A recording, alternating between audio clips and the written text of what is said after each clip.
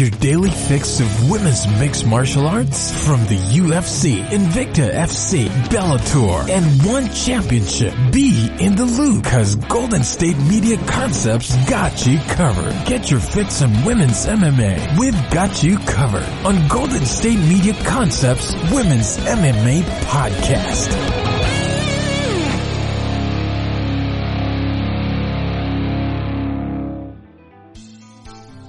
Thank you for tuning into the GSMC Women's MMA Podcast, brought to you by the GSMC Podcast Network. I'm your host, Arnel De Leon, and hopefully you are doing well for yourself. You, your friends, your family, whether you live in the States or internationally, I hope you're doing well for yourself. Wash your hands, stay safe.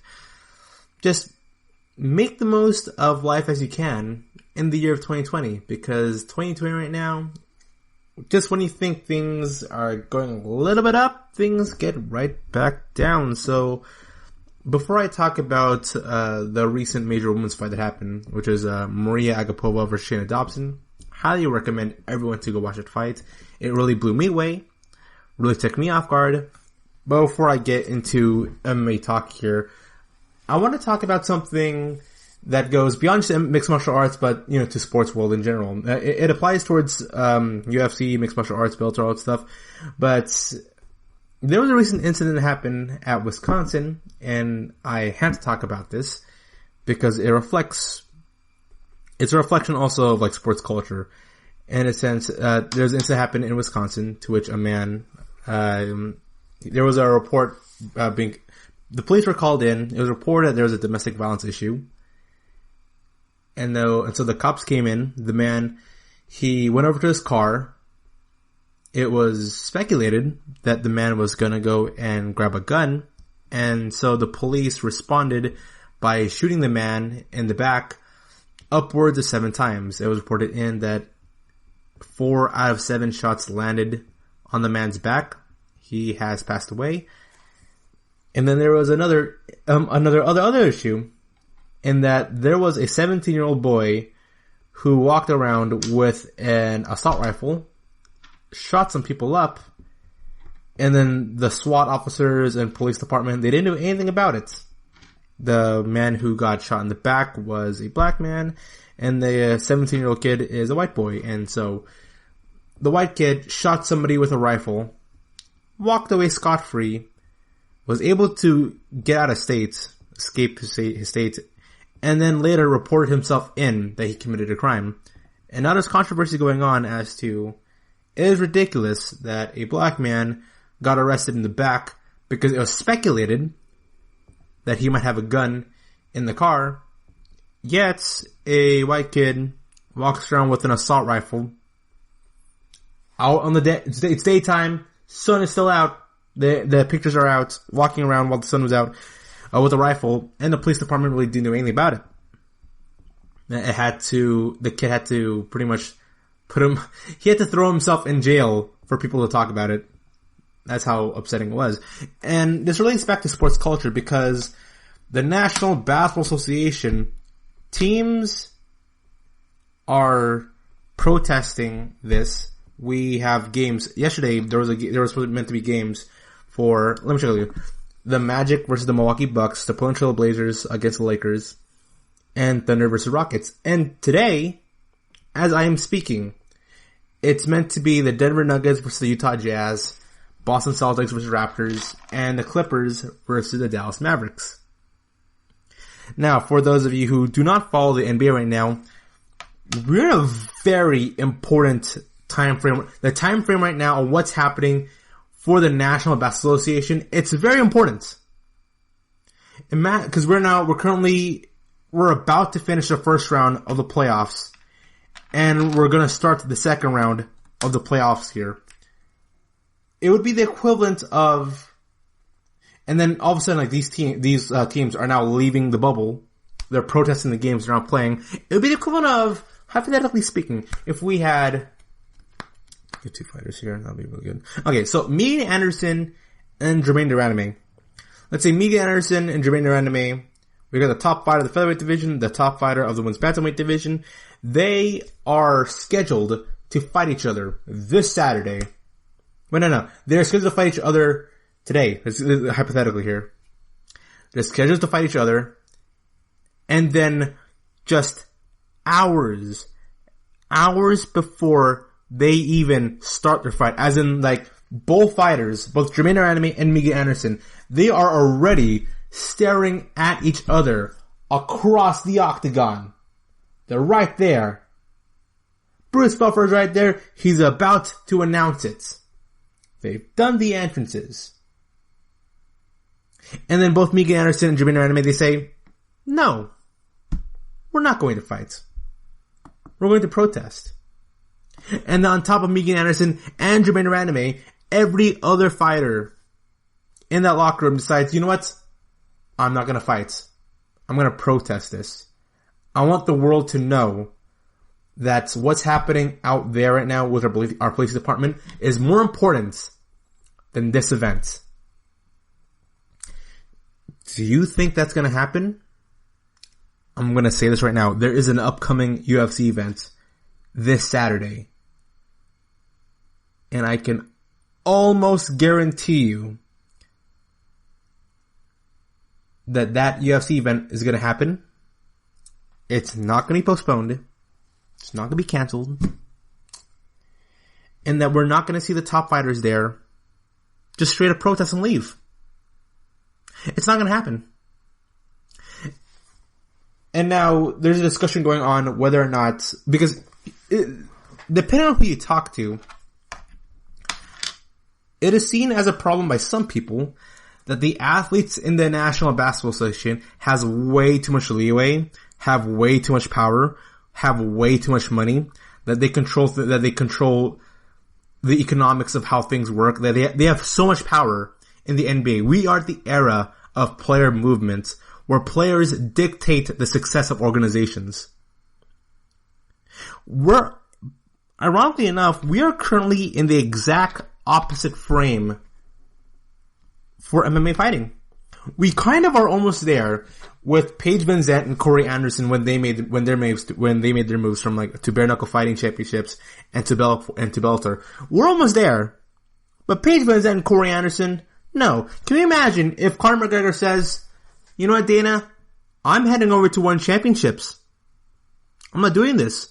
Can you imagine? Because right now, the next two big fighters fighting each other is Alexander Rakic and Lionheart Anthony Smith. Can you imagine if both of those fighters, they're going to be fighting 2 days from when I'm talking right now, be like, I'm not going to fight. It's not happening. Not happening. And I say this right now, the reason I'm talking about this is because as an avid fan of both the National Basketball Association basketball and mixed martial arts, I always compare the two organizations because it's so mind-boggling that both organizations and what they see as problems and how they handle their businesses are so wildly different from even like a philosophical standpoint that if you try to apply any logic from either personalities or organizations into the other, you'd be looked at as a complete fool. You would. Because when I look at the NBA, I look at it as a collective group. Because, of course, here's the thing. In MMA, there are teams. Teams exist in mixed martial arts. I mean, you have AKA, you got American Top Team, you've got Team Alpha Male, you've got all these teams over here, you got the teams going on. But for the most part, this is an individual sport. I mean, Mike Perry just went into an octagon fight with no one with him. Alright? And he won his fight against Mickey Gall. So yeah, mixed martial arts is more of an individual sport. I get that stuff. But I find it so interesting that when I go on Google right now and I type in NBA, you know what I see when I type in NBA? Top stories coming in from CBS Sports. NBA boycotts. Lakers and the Los Angeles Clippers, the two most popular teams right now in the National Basketball Association, they are saying that they are boycotting the season. Can you imagine the two number one teams are saying, arguably the two best teams in the entire NBA, the two favorites to win the championships. They're like, you know what? I don't care if I'm going to lose money. I don't care how I'm going to be seen by the public. I don't care. I'm going to walk away. Yep, just going to walk away. Yep, take those 6 figures out of my contract. Doesn't matter to me. Oh, I'm gonna be billed for this, for walking away? Okay. Take $200,000. Take $300,000. Take $100,000. What? $50,000 only? Whatever. And this leads to, I gotta bring up Colby Covington all the time because so far, he is the only MMA personality that's actually talking about this issue in the fact that the NBA, they are at the forefront right now as it pertains to sports culture. There is not a single sport currently active right now, at least in America, that is having a discussion that has a discussion about their sport that's going beyond sports culture on its own. Alright then? It's weird that, because the reason I'm talking about this, because I'm looking at CNN right now, we got people from the White House talking about it, we got people from, we have people from we got senators talking about it, we have representatives from the White House talking about it. It's sparking this huge discussion, and I'm thinking right now, even with Fight Island going around, the UFC, the biggest organization in all of mixed martial arts, there's no way they can have so many eyes talking about their organization the same way they talk about the NBA.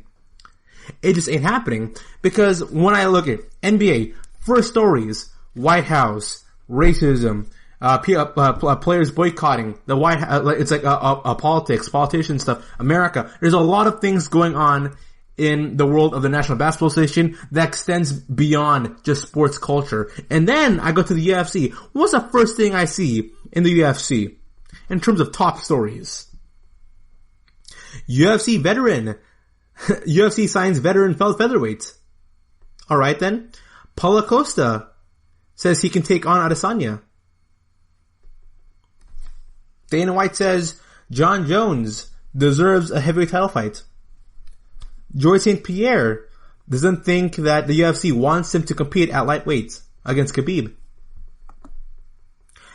Luke Rockhold, he says he wants to come back. Okay. Dana White saying that he doesn't care what people think about him. All these news sources are so irrelevant in the grand scheme of everything. And it's so carny. And here's the funny part about it, though. Here's the funny part. Yes, I understand that,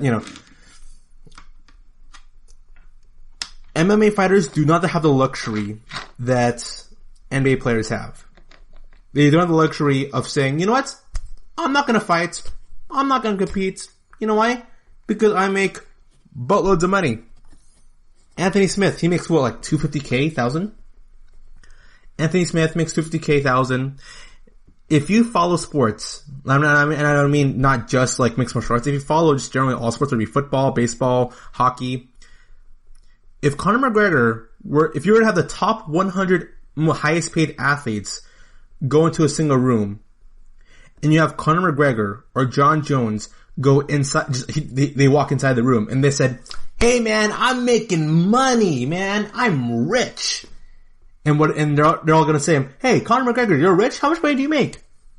I made $5 million through my fighting against Nate Diaz. Everyone would laugh at him, and they'll call him an idiot for accepting so little money. You'll hear Dana White say it, you'll hear Chael Sonnen say it, you'll say Daniel Cormier say it, and that they say, yeah, we make really good money. They make really good money relative to everybody else in the world, because when you say, hey, how much money are you making, Daniel Cormier? They're gonna say, well, I'm making more money than like the plumber. I'm making more money than the person who works at Taco Bell. I make more money than, the cashier who works at Vons or Walmart. That's what they're gonna say. But when you ask, hey, LeBron James, how much money are you making? They're gonna say, well, I make $30 million. I make way more much money than the President of the United States. I make way much more money than engineers. I am a billionaire right now. Lionel Messi is gonna brag about how rich he is. The Floyd Mayweather's of the world. MMA money and MMA popularity is absolutely a complete joke. It's a complete joke how big the sport is. It's not big. And in a sport that's all about focusing on themselves. Now, you can have whatever viewpoint you want on players protesting on the incidents. You can have whatever side you want, but at least it's relative information that goes beyond sports culture. I don't see that at all in mixed martial arts. Even when this whole BLM movement was going on and John Jones was being a real advocate for it, while fighters were being real advocates for BLM, Dana White is mostly focused on, Fight Island. For a dude who doesn't care about who doesn't care about what your opinions are and you can speak his mind, he's not really putting his voice out there. He really isn't. And so I have to say this right now, whatever side you're on, that's your viewpoint, that's your opinion. Whoever side you're on, I just wish that the world of mixed martial arts can just be more relative in terms of their news compared to the NBA and be even more bigger. You're listening to the GSMC Women's MMA podcast, coming back right after the short break here.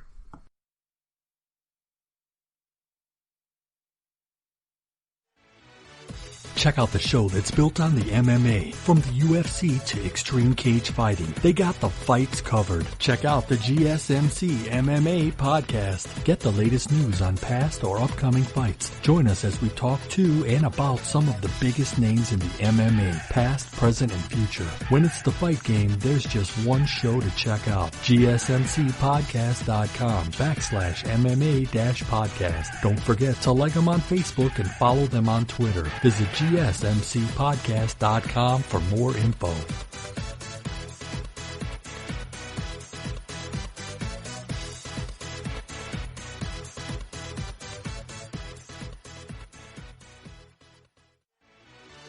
Are you looking for the very best NFL and college football podcast? Then check out the GSMC Football Podcast. Get the latest football news both on and off the field. From the NFL Draft to trades to the rumor mill to the NFL Combines, they got you covered. That's GSMCpodcast.com/football-podcast. Get updates on college rivalries, game day insights, and much, much more. It's football talk the way you want it. This show eats, sleeps, and breathes football. Don't forget to like them on Facebook and follow them on Twitter. Visit GSMCpodcast.com for more info.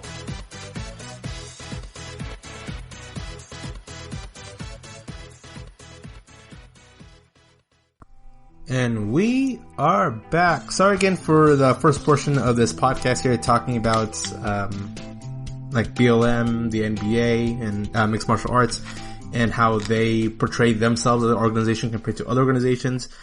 But I just had to go get that out of the way. I feel sorry, I feel bad if I made people uncomfortable discussing about this. But once again, I really wish I could live in a world where MMA fighters, or we can have less Chael Sonnens out there, less Ben Askrens, who are more like, hey man, you gotta make the most out of your opportunities, you gotta make the most money as you can, because did you know that the average salary for the average American is $58,000 a year, and so you gotta be appreciative of what you have when you're making $200,000 a year, fighting for once a year. Man, you should be appreciative of the situation that you're in this organization and in this business. Like, oh man. Cause none of those guys would be saying any of that if they had even a small slice of the amount of money that athletes who play hockey or baseball, basketball, football are making. No way. So let's talk about Maria Agapova versus Shayna Dobson. This is coming in from the most recent UFC Fight Night event. So, Agapova versus Shayna Dobson, you hear me talking about Maria Agapova all the time in this podcast. I am really huge on her in the fact that I believe Agapova has all the makings to become a major star in the UFC. And also, here's the thing. She's competing in the women's flyweight division. The women's flyweight division, for the most part, is pretty much inactive. I'm saying inactive in that nothing's happening within the top 5 of the division, with the exception being Cynthia Cavallo. Cynthia Cavallo is probably the most exciting part about the women's fight division right now. Other than her, nothing else is happening that is vitally important to the division. So, okay, let me talk about the women's fight division here. Alright. So we have Valentina Shevchenko, the current women's flyweight champion. She's inactive. We have Katlyn Chookagian fighting, for some reason, Antonina Shevchenko. For some reason. I know there's a lot of hype for Antonina Shevchenko. I get it. I think the UFC would love to book Antonina versus Valentina Shevchenko. I think that would bring in a lot of dollars in. That'd be an interesting fight. That'd also be a very, very fun fight. Antonina Shevchenko is an exciting fighter to watch. But she has no business fighting against Katlyn Chookagian. She had none. Why is this fighter outside the top 15 in the women's fight rankings fighting against the number 2 best women's fight fighter in Katlyn Chookagian? Why? I get it. The UFC right now, they've been missing out, especially in this past month, in the fact that, with the exception of Calveo, a lot of their prospects are just not doing well for themselves. And it's understandable as to why the Dana White Contender Series, they signed 12 new fighters from Dana White's Contender Series, and it is expected that there will be some fighters who are going to go be laid off. So right at the UFC, they're pushing all these young fighters. And here's the thing. A couple weeks ago, I compared Maria Agapova to Sean O'Malley in the sense that both fighters have so much potential. They have such star power. There's a lot of things going their way. They're both young. They're both exciting. They both have both have very interesting personalities. And so it makes all the sense in the world to overly book and overly push Maria Agapova and Sean O'Malley, place them against gatekeeper fighters, and expect them to win. Well, Sean O'Malley, he got TKO'd by Marlon Vera. His momentum has pretty much stopped. Although it was an accident. You could say Sean O'Malley pretty much shot himself in the foot. And that, his footwork resulted in him injuring himself. And here's the thing, I think Maria Agapova versus Shannon Dobson. So Shannon Dobson ended up defeating Maria Agapova in the second round of the fight here. And here's the thing, Shannon Dobson was the plus 800 underdog. Plus 800. In the fact that little to nobody predicted Shannon Dobson defeating Maria Agapova. Now when I saw the matchup of Agapova versus Shannon Dobson, I thought to myself, oh man, Agapova's gonna win this? But man, Dobson's tough. This isn't gonna be a throwaway fight. It's not gonna be like Hannah Cyphers, alright? It's not gonna be that level fight. You're gonna deal with a fighter who is motivated to be there, who wants to prove something, and is gonna be a tough hombre to knock out. Shannon Dobson's tough. So even in the previews of this fight, I was telling the viewers here, and people were listening, hey, yeah, Agapova's the favorite to go win this fight, and she got a lot of potential, but this isn't going to be a cakewalk fight. Shannon Dobson is going to be the biggest challenge of Maria Agapova's career. And I was right. Shannon Dobson TKOs her in the second round here. And let me talk about how this fight went off from beginning to end here. So, ring, bell starts. Maria Agapova treats Shannon Dobson the same way she treated Hannah Cyphers. And then Agapova just has no respect for the chin of Dobson, has no respect for the striking ability of Dobson. She just went full throttle all the way, going over 100 miles an hour, pressuring on Dobson. And I think Agapova thought to herself, okay, I'm gonna go knock this girl out within the first minute and a half, 2 minutes. But you know what happened instead? Agapova, she applied the pressure on Dobson, but Dobson, she never went down. She kept herself back up. She struck back on Maria Agapova. And so, Agapova, by the second half of the first round, started to become desperate, throwing out these really wild kicks, these really wild strikes, attempting takedowns.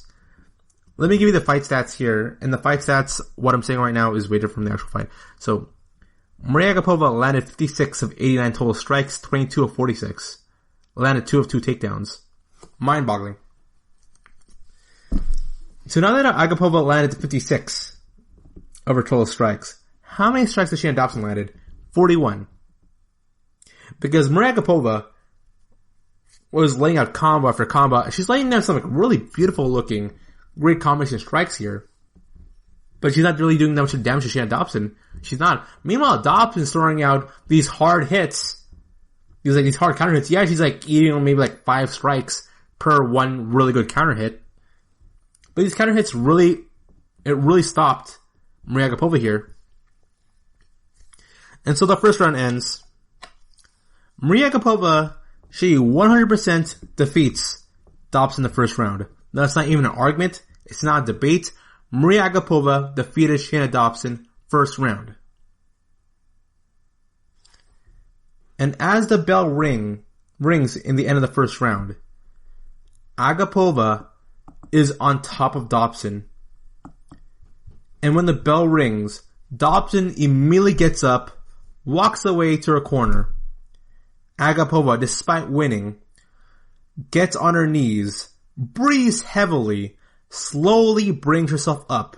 And from that moment, that's when I realized Agapova was not going to win. Me and Dominic Cruz pointed this out in the fact that Shayna Dobson, despite taking more damage than Agapova, is coming into the second round with a lot more energy. A lot more. Agapova attempted 30 more strikes than Dobson.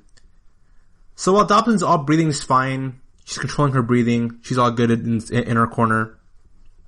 Agapova, she's like drinking heavily her water. She's like, she really looks out of it. She looks gassed. And before the referee says, "Are you ready? Are you ready? Let's fight." Agapova, she has like one hand on her hip. She's still breathing heavily. Shayna Dobson looks perfectly fine. The bell rings. Maria Agapova's pace slows down significantly. And it was more of a sense of Maria Agapova went down. Seriously, Shayna Dobson did not get a knockdown on Agapova, but it looked like it did. But Maria Agapova looked like she dropped down from Shayna Dobson, kind of going for these like weird, ugly, flurry strikes into wrestling. Here's the thing, both fighters are not good wrestlers. They're just not. Both of them landed 2 takedowns, and I wouldn't even you really shouldn't reward them for takedowns, really. It's more of a sense of like one of them just falls over and the other fighter's just way too tired. So, Dobson falls over onto Maria Agapova. Agapova is so tired at this point. There's no way she can actually defend herself. She's breathing heavily. She's getting ground and pounded by Shayna Dobson here. And just like that, Shayna Dobson wins the fight via KO/TKO in the second round, 1 minute and 38 seconds in. Congratulations, Shayna Dobson. And you can hear her. She's like, "Underdog? I'm the underdog? Who is the underdog now?" And Agapova looks like she just lost all her confidence from that moment there. So, congratulations for Shayna Dobson. She's a proper journeyman fighter here. You can expect her, being a real gatekeeper. That's not an insult, by the way, being a gatekeeper. I don't think so. You got a contract. You're getting paid. Good for you. That's how things are in the world of mixed martial arts. But heck, she had a main card fight against Maria Agapova. So Shayna Dobson is in the same boat as Marlon Vera. In fact, because in the post interview, they're like, "Yeah, heck yeah, I'm the underdog. I know that. Anyone have any questions? No questions? Okay." And that's pretty much how it is. So, Agapova and Sean O'Malley are both in the same boat right now. Got these 2 prospects here. They both came off losses. More of a sense of them over their opponents. That's not disrespect to Dobson and Chito Vera. But Sean O'Malley, he injured himself. Thus, he was the reason why he lost his own fight. Maria Agapova, she just couldn't pace herself. She didn't pace herself at all in the first round. She thought she just rode off her opponent. She's just gonna go in there, fought incredibly recklessly, fought with bad breathing. She let herself get caught up multiple times because she was that overconfident in herself. And I can expect the next 2 times, and here's the ironic part also, the main event of the card that Agapova versus Shayna Dobson had Pedro Munoz versus Frankie Edgar. And the basis behind why Pedro Munoz defeated Cody Garbrandt was because Cody Garbrandt fought similar to Maria Agapova, or Maria Agapova fought similar to Cody Garbrandt, and that they both fought super recklessly and placed themselves in a bad situation that their opponent was able to take advantage of. Really, really bad there. Here's the thing, they're both super young. Then how old is Agapova? I think Agapova is, okay, so Maria Agapova, she is 23 years old. Only 23 years old. And here's the thing, there's actually so really, Shayna Dobson, she ended up having an injury that might get her out of the fight game for a while, but yeah. Oh man, so apparently there's also a better, because here's the thing, somebody bet at 800 on Maria Agapova, because Agapova was the obvious first to go in this thing. So a bettor put out $25,000 on the line to win $1,775 during UFC Fight Night on Saturday, and that bettor lost, according to the Action Network's Darren Rovell. For the women's fighting division on Sunday, the better saw Maria Agapova minus 1,400 as such an overwhelming favorite that it was worth putting all that money on the line. So yeah, dude, was it really worth it to risk $25,000 just for almost $2,000? You know what? I can't really feel bad. I just can't. If you're the type of person who's alright betting $25,000 for a fight, chances are you have some good, you got some money in your bank account, okay? Then I think Cormier or Cruz talked about this, in that if you have so much good leftover money that you're willing to bet all that money just to go win a couple thousand or even a couple $100, then you know what? It's all on you, bro. It's all on you. I'm not judging. I wish I could have that much money.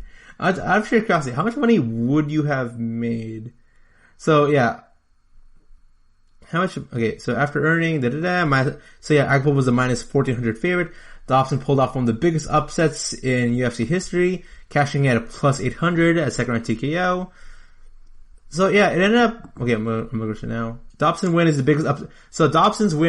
biggest upset since Holly Holm shocked the world and beat Ronda Rousey dating back to 2015 in terms of the odds. Dobson cashes in as an 8-1 underdog, and the only other two fighters to win their 8-1 underdog fights would be Holly Holm and Matt Serra. And so now you know. Who knows? Maybe this might be a sign. You know, like Shane Dobson, she's in good company there, man. 2 champions in Matt Serra and Holly Holm. And then it's showing a lot of tweets here of like what people saw in this fight.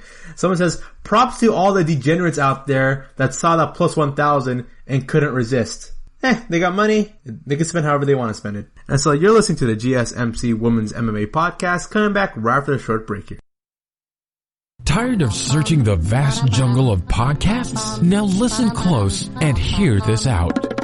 There's a podcast network that covers just about everything that you've been searching. Hey! The Golden State Media Concepts Podcast Network is here.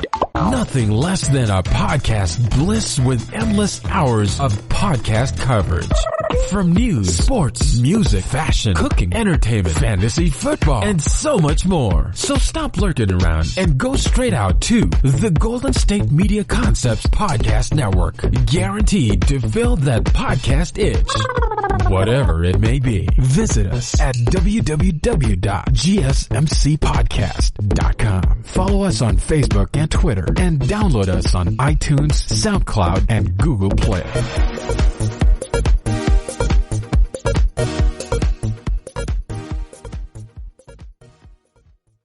This is your ultimate stop for everything sports. The Golden State Media Concepts Sports Podcast. Should I say more? From the NFL, MLB, the NBA to MMA, it's all in here. The Golden State Media Concepts Sports Podcast. Listen now.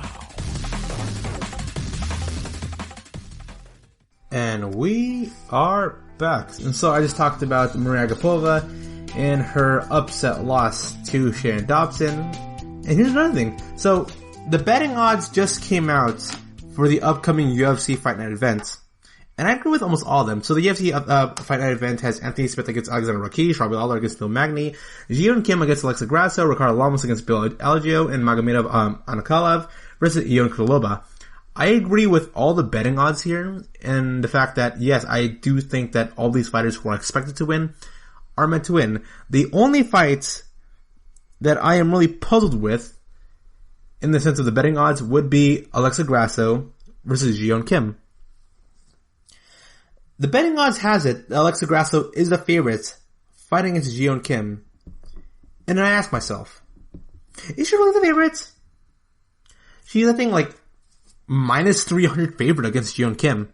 And I don't get where that's coming from. I don't get it. And so I'm trying to think right now, why would Jiyoon Kim be the underdog in this scenario? And that's because when you look at Jiyoon Kim's and her past 3 fights, it's tough to look at them. Because Jiyoon Kim in her past 2 fights has fought at catch weights.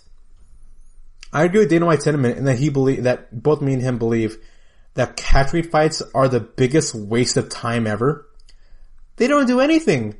A fighter loses 20% of their pay cut and it goes up to the other fighter, good for you. But here's an issue with catchweight fights. In the fact that catchweight fights, whoever is the winner or the loser of that fight do not move up at all in the rankings. Cause it's catchweight. How race would let's say Alexa Grasso were to defeat Ji-Yeon Kim so Alexa Grasso, she's within the top 10. Ji-Yeon Kim is outside the top 10 right now. If Alexa Grasso were to defeat Ji-Yeon Kim at catchweight, then Alexa Grasso isn't gonna go move up at all in the rankings. Which meant this fight, other than making money, good for you, isn't gonna mean all that well in the rankings. So it's a complete waste of a fight then.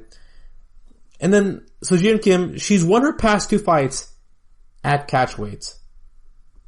Red flag over there already. The last fight she was able to make weight in was her fight against Anthony Shevchenko. And she lost. Second red flag. Third red flag comes only in hindsight right now. When you know that when Ji-Yeon Kim fought against Anthony Shevchenko, Anthony came in as the undefeated fighter, the UFC pushing her a lot, her being the older sister of the current women's fight champion. It makes all the sense in the world as to why the UFC would love to go book Anthony Shevchenko. Heck, Antonina, she fought against Killian Chikagian. For no real, even though it makes no sense why Anthony Shevchenko should fight against Killian Chikagian, it happened. Antonina, this fighter who's just outside the top 15 in the rankings, ended up fighting the second best women's flyweight in the world. And then Antonina lost. And not only that, Antonina, her run right now in the UFC, especially her fight against Chikagian and her fight against Cynthia Calvillo, yeah, she's had 2 really bad performances against those 2 fighters. Got stomped, got dominated in her last 2 fights. So, well now, in hindsight, we're like, okay, so you mean to tell me that Ji-Yeon Kim, she lost to this girl who just got mauled in her past 2 fights and is outside the top 15 in the rankings. Is Ji-Yeon Kim even that good? The truth is, yeah, she's a good fighter. There are a lot of red flags that prevent people from having faith onto Ji-Yeon Kim. Now, who do I think is going to win this fight? I think it's a complete toss-up. I'm going to lean more towards on Alexa Grasso more than anything else, just because I don't trust Ji-Yeon Kim's weight cutting, and when she does make weight, she struggles. So I'm placing the safe bet onto Alexa Grasso, but it's definitely not outside the realm of possibility that Ji-Yeon Kim can go win this fight, and I vehemently disagree with all the odds makers who believe it's that obvious that Alexa Grasso is going to defeat Ji-Yeon Kim. Because if you look at the betting odds, there is more confidence points being thrown in on Alexa Grasso winning her fight against Ji-Yeon Kim than there is Neil Magny defeating Robbie Lawler and Alexander Rakic defeating Anthony Smith. Which is ridiculous. Because the way how I see it right now, I think it is very painfully obvious that Anthony Smith and Robbie Lawler are going to lose both of their fights, respectively. I think it's not obvious that Ji-Yeon Kim is going to go lose to Alexa Grasso. I don't really believe that. I just don't. I expect this fight to be a close barn burner fight, and I expect both fighters to go put it all out there, and they might potentially have, they might be the best fight of the entire night here. I can honestly, and I think it could be the best fight of the night off the basis that it might be the most back and forth fight between the two. That's how I place it. And so let's move on to the news brief as Bellator MMA reveals debut dates for Kat Zingano and Liz Camucci. So Bellator MMA has announced back-to-back shows on September 11 and 12, both to be hosted at the Fight Sphere aka Mohegan Sun Casino and Resort in Uncasville, Connecticut. The promotion also announced that 2 of the recent high-profile additions will appear on those cards. Kat Zingano, who signed with the promotion last October, will make her debut on the September 11 Bellator 245 versus fighting off against Gabby Holloway. The day after that, 246, Liz Camucci will make her debut versus tough and Invicta veteran Deanna Bennett. Ooh, that'll be a really fun one. Both Zingano and Camucci are former UFC title challengers. Zingano entered the UFC with a 7-0 career in 2013. In her promotional debut, she defeated Miesha Tate by TKO to earn both a title shot and a spot coaching opposite UFC bantamweight champion Ronda Rousey on The Ultimate Fighter. However, a knee injury cost Zingano both of those opportunities. Zagano would get her title shot versus Ronda Rousey 2 years later. She earned that shot after TKOing current UFC double champion Amanda Nunes at UFC 178. Zagano would lose to Ronda Rousey via submission though. In the 5 years following the Rousey loss, Zagano has competed just 4 times and won only once versus Marion Reneau in 2018. Her last appearance was in the loss to Megan Anderson back at UFC 232 in December 2018. No disrespect to Kat Zingano, she's fought against the top competition of the women's divisions. Liz Camucci was the first woman to ever enter the UFC Octagon. She was also the first openly gay fighter to compete in the UFC. She achieved both those milestones while facing Ronda Rousey at UFC 157 for the inaugural UFC Women's Bantamweight title back in 2013. Camucci lost to Ronda Rousey by signature armbar, but went on to have a long active UFC career. Camucci fought 10 times for the UFC and earned wins over future strawweight champion Jessica Andrade by TKO and title challengers Killer Chikagian and Jennifer Maia. Camucci's last fight was a UFC flyweight title bout versus Valentina Shevchenko last August.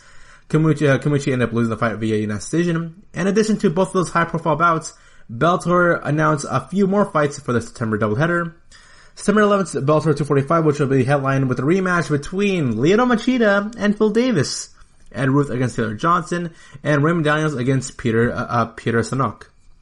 Also, 246 also has Juan Archuleta against Pesci Mix, John Fitch against Damon Gracie, and Derek Campos against Roger Huerta. So, Bellator right now, they're getting their things right down.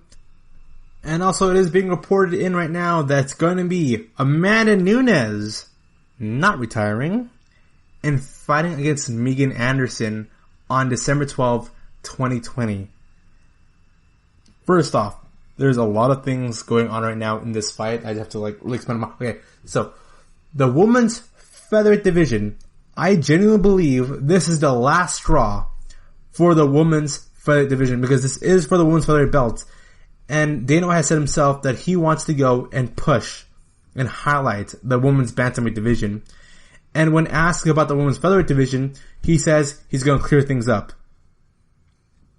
Alright, since this could potentially be the last women's featherweight title fight, potentially, what's going to happen, what's going on with the bantamweight division? Well, I am a firm believer, I've been an advocate that Germaine Duraname should fight against Amanda Nunes again. That's what I believe. I think Aspen Ladd, Raquel Pennington are the two best fighters that can give Amanda Nunes a run for money. But now, Megan Anderson, my idea, what I'm guessing right now, if Megan Anderson defeats Amanda Nunes, the women's featherweight division is safe. It's not going to go anywhere.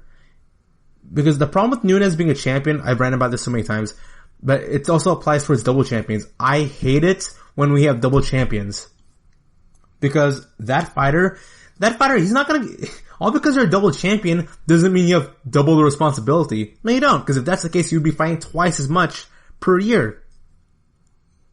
But that doesn't happen, does it? It's inconsistent. It's inconsistent for a man, when was the last time Nunes defended the belt? She defended the bantamweight belts once in 2018, once in 2019, not a single time in 2020. And the same thing also, and then she's defended the women's featherweight belt, what's going to be 2 times in the year of 2020, but she hasn't defended it in either 2018 or 2019. So what's going on with the women's division here? I want Megan Anderson to defeat Amanda Nunes. Do I think she's going to defeat Amanda Nunes? Honestly, no. I don't think Megan Anderson can defeat Nunes. Would I like this to happen? Yes, I would. And it's not because I dislike Amanda Nunes. It's just, I am sick and tired of these double belt champions that when they're focused on a division or focused on another task, they leave out that other division. Because as of right now, there are no names, if you go to the UFC websites, on the division. Look, okay, so right now, I look through my rankings through rankingmma.com because they also list out all the schedule of the fights. There's Amanda Nunes, Felicia Spencer, Megan Anderson, and those are the only 3 relative fighters, women's fighters competing in the women's divisions here. All the other fighters here, whether it be Zara dos Santos, Norma Dumont, Leah Letson, they can also compete. They also compete in the women's bantamweight division. There are 2 full-time members in the women's featherweight division. Only 2. And if Megan Anderson can pull off what has to be the biggest upset in mixed martial arts history, defeating Nunes, I can guarantee you, she's gonna come in probably even worse than the Shayna Dobson-Ragapova thing, like plus 1,000. It can happen. It can really happen then. Because, to me, Spencer is a better fighter than Megan Anderson. I don't think, if Megan Anderson and Spencer were to fight each other, I say Spencer wins. And so how will Amanda Nunes do? And Nunes completely destroyed Spencer, so how will she do against fighting against Megan Anderson? Not all that well. And I'm looking at the timetable right now. So we have Holly Holm against Irene Aldana, Germaine Ranime versus Juliana Pena. Whoever wins those fights, it'll probably be GDR. GDR will probably fight against Amanda Nunes for the bantamweight title sometime early to mid next year. And if Amanda Nunes still has the belt by then, the women's featherweight division is going to be scrapped. And we can see Megan Anderson and or Felicia Spencer being moved to the women's bantamweight division. That's a real possibility. It's sad and upsetting. So the women's featherweight division was meant to be built around Chris Cyborg. I think it was still a mistake. For as fun as it was to see Nunes versus Nunes against Chris Cyborg, the negative it was a very negative sign that division was meant to be built around a singular person. Because I still remember Chris Cyborg's time as the featherweight champion. Just nothing happened. She fought against somebody who had 0 fights in the UFC and it was a title fight for some strange reason. So Anderson, Nunes, December 12th, 2020. Germaine Ranime, Julian Pena, taking place October 3, 2020. Holly Holm versus Irene Aldana, also taking place in October 3. And then we have Kaylin Vieira against Marina Renau, happening my birthday, in September 26, 2020. Those are the fights you can expect right now. There's a lot in stake happening for that women's featherweight division. Here's the other thing. I don't hear that much talks going about it though, but if they were to scrap the women's featherweight division, I would love to see a women's atomweight division. I think that would be great. The women's strawweight division is super stacked, comprised of a lot of fighters out there who can have with a lot of interesting matchups that can happen, but they're stuck outside the top 10 or within the 6 through 10 range. And I think if there was an atomweight division, it would create some really fun matchups. And so once again, you are listening to the GSMC Women's MMA Podcast.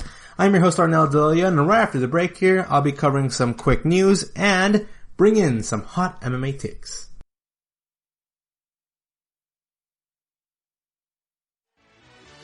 Are you looking for help for your fantasy football team? Check out the GSMC Fantasy Football Podcast. Get today's best advice on who to start, who to sit, even who you should draft. From sleeper picks to red hot lineups, they got it all covered for you. That's GSMCpodcast.com/fantasy-football-podcast. We'll cover traditional leagues, dynasty, PPR, even IDP leagues. When you need fantasy help, there's just one show to hit up. Don't forget to like them on Facebook and follow them on Twitter. Visit GSMCpodcast.com for more info.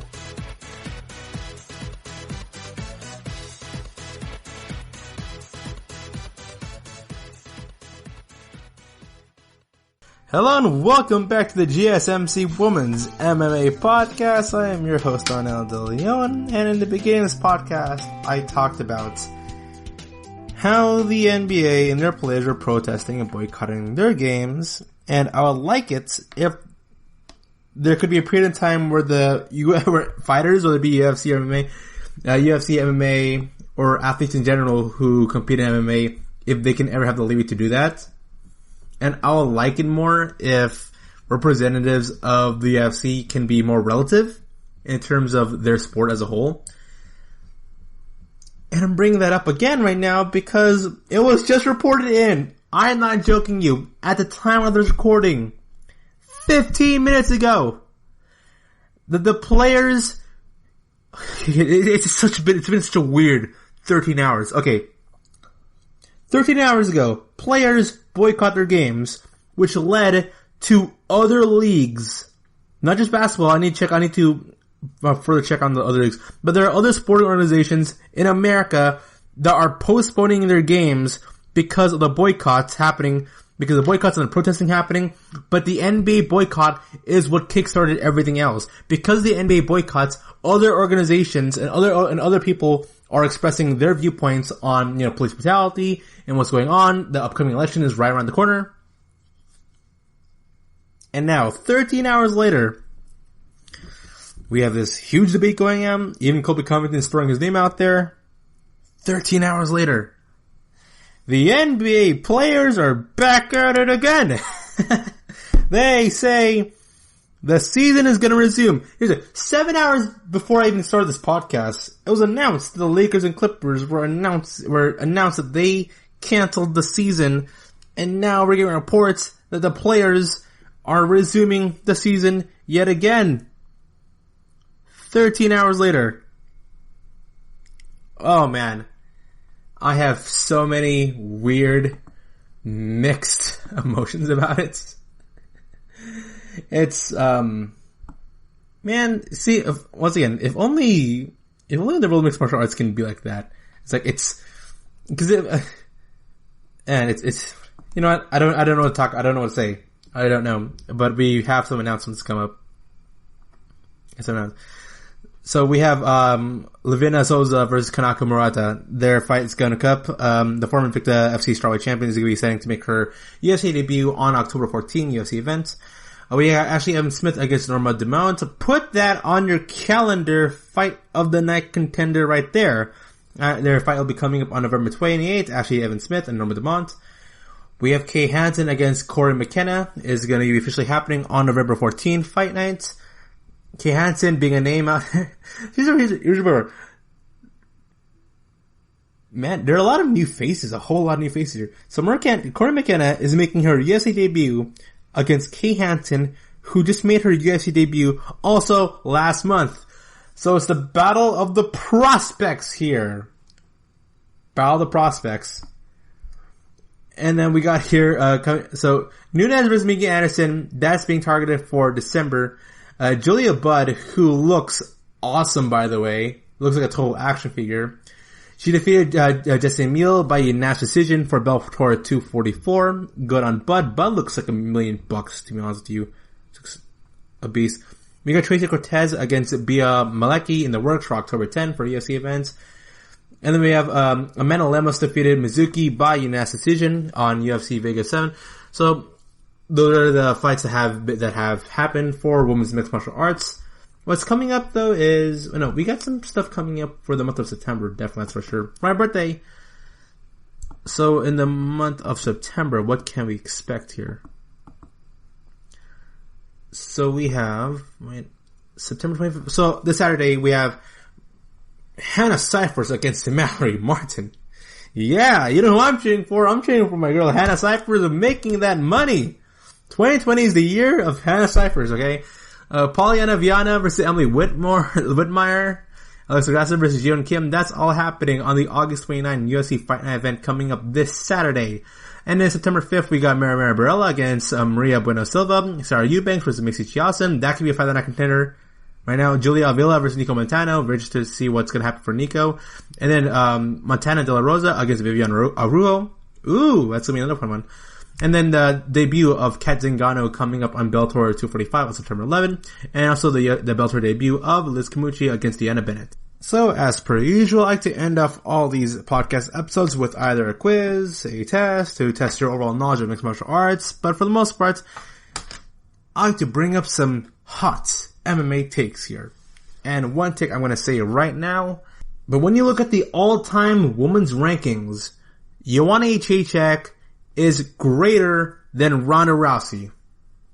Now, once again, it's subjective. How do you measure, who is great? Popularity grades or, your performance, in the octagon grade. Like, how do you measure who really is the greatest? It's very subjective. But I think it is fair that to say that Joanna Jędrzejczyk and Ronda Rousey, in terms of their performance and their isolated reigns in their time as champions or in their time in the UFC, are very similar. And with how things are going right now, I think Joanna Jędrzejczyk, 2 years from this point on, will be seen as greater than Ronda Rousey. Now, will she ever be as popular or more popular than Ronda Rousey? No, I don't think so. I don't think that's ever going to happen. I think Ronda Rousey, without a doubt, will forever be the most popular women's fighter of all time, just because how huge she was and that she really transcended the sport in itself.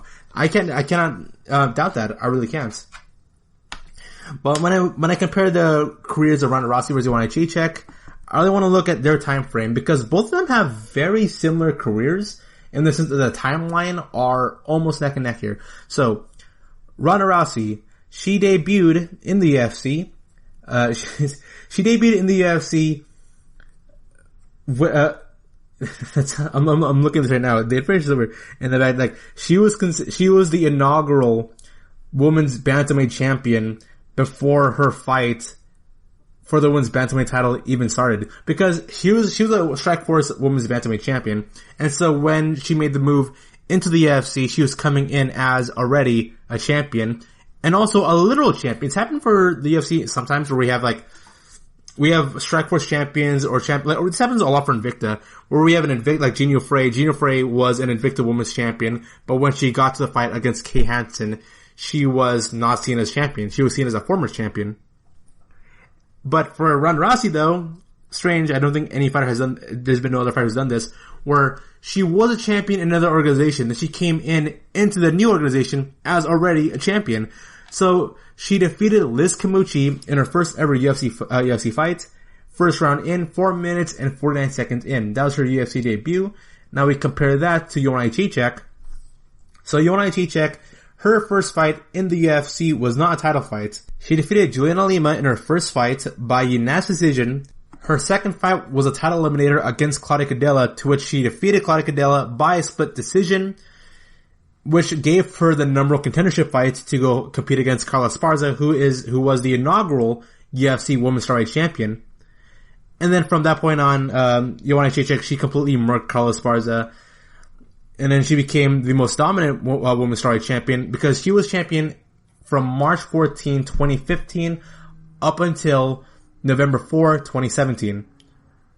So it was a 2 years, March, April, May, June, July, August, September, October, November. So it was 2 years and 8 months was her title reign, from March 14, 2015 all the way till November 4, 2017. Now let's compare that to Ronda Rousey.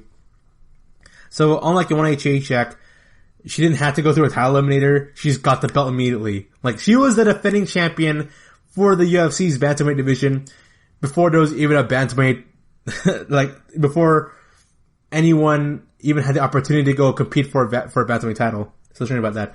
So, her title reign came in from February 23 to 2013, and on February 23, 2013, and it ended on November 15, 2015. So both fighters ended up losing their title within the span of 2 years. They both lost their titles on November, which is very strange to me. And March, yeah, so both of them had pretty much the same amount of title. Their title run was pretty much the same in terms of days. Ronda Rousey, 2.5 years. Joanna Jędrzejczyk, 2.5 years. Who's had the more impressive victories, the most dominant victories in their time frame as champions? Without a doubt, it is Ronda Rousey. Like, that's the hard truth here. She's had the more dominant run, and although a lot of people right now are saying, oh, Ronda Rousey is overrated because the bantamweight division during that time period wasn't all that strong. And when we compare the competition between Joanna Jędrzejczyk and Ronda Rousey, with hindsight, knowing what we know right now, it is safe to say that Joanna Jędrzejczyk, her time fighting, her time in the UFC and the level of competition she had to go deal with was a lot more deeper. There's a lot more depth into it compared to Ronda Rousey. Because let's see Joanna Jędrzejczyk's title run. She fought against Claudia Cadella, Carla Esparza, Jessica Pena, Valerie Latourneau, which really isn't much, she defeated Claudia Cadella again, a peak version of Carolina Kowalkiewicz, which you have to remember, even though she's not doing good right now, Carolina was at one point a really darn good fighter. Jessica Andrade, and then lost against Rose Namajunas. And Rose Namajunas, you can argue right now, has to have the best footwork in all of UFC and all in boxing. And Rose Namajunas, and then here's the thing, after 2 fights against Rose Namajunas, her second fight against Rose Namajunas was widely considered to be one of the best fights of the entire year. She goes on, murks Tisa Torres, fought against the current flyweight champion, the women's flyweight champion, in Valentina Shevchenko, lost that fight, defeated a really underrated Michelle Waterson, and had the fight of the year contender against Weili Zhang. So even in losses, she's still fighting at the highest level, and in the wins that she goes through, although she's not murking people completely the same way how Ronda Rousey murks people within less than a minute. Joanna Jędrzejczyk, during her time as champion, in all these unanimous decision victories she's had, let me see, 1, 2, 3, 4. So she's had 4 unanimous decision victories in the span of 2.5 years. Now let's compare that to Ronda Rousey.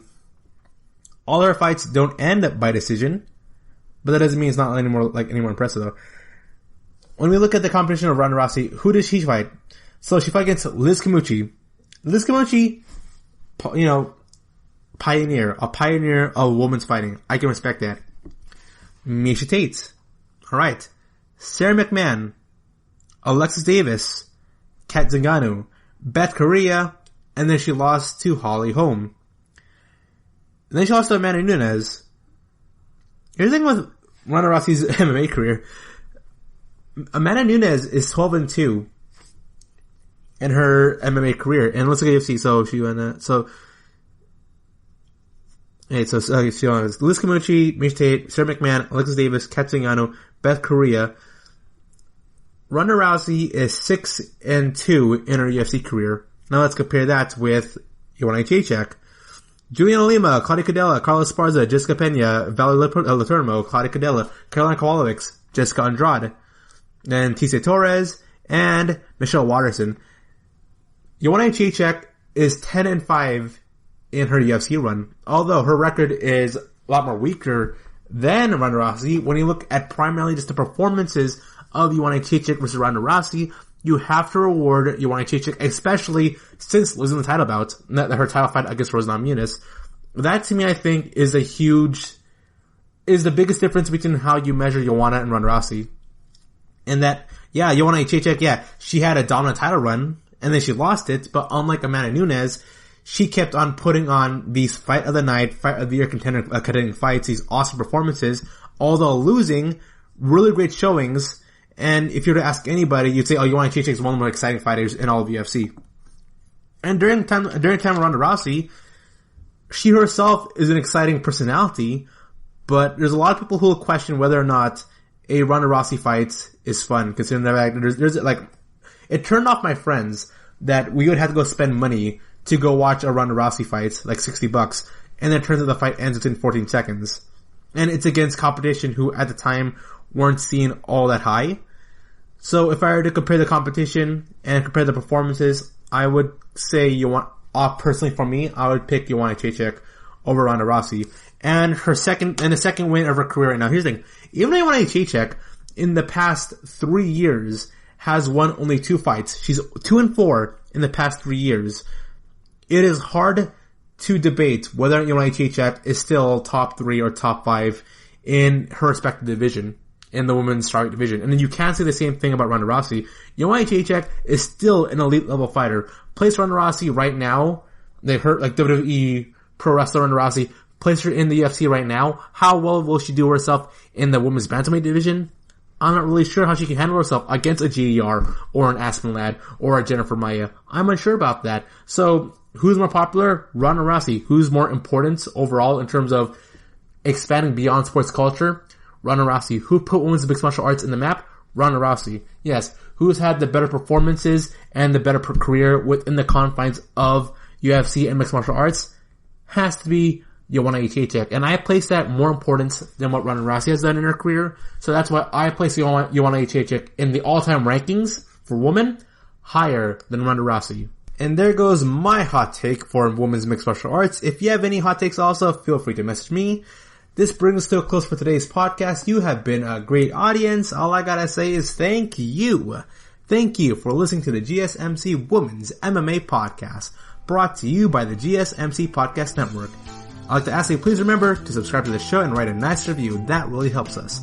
Also, if you can please follow us on Facebook, Twitter, and Instagram. Thank you, and have a good night.